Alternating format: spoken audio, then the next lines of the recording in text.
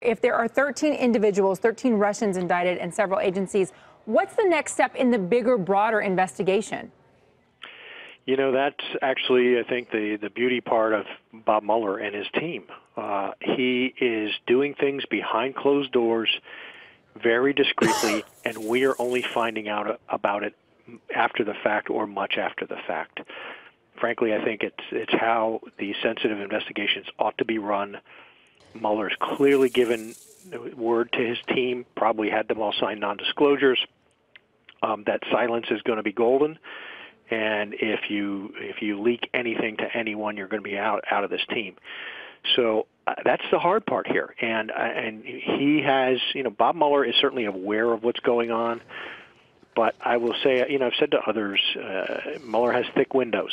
There could be hollering in the streets, his name being taken in vain, and he's not really paying attention to that. He's got his head down, pushing his group forward, and we don't know.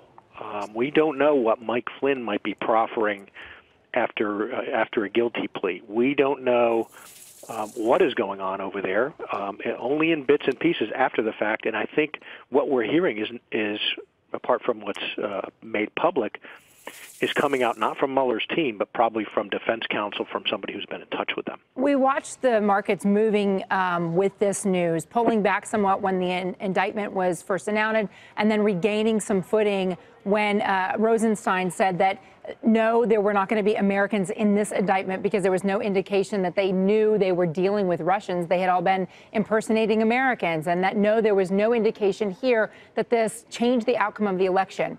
We heard from a former Deputy Attorney General raising the question about what Russians will continue to try and do. How big a concern is that for you? I think it ought to be a fairly substantial concern from all of us, because this is not, if this indictment is any reflection, this is not Putin's Russia doing this from the distance of 10,000 miles from Russia, from Moscow.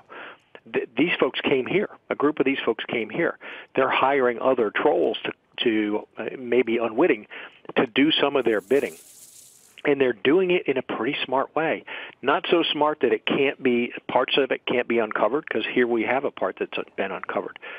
But I think that we have an adversary in Vladimir Putin, who is clearly our adversary and is going to do what he wants to do, regardless of our bluster, regardless of the bombast, regardless of what's being said over here.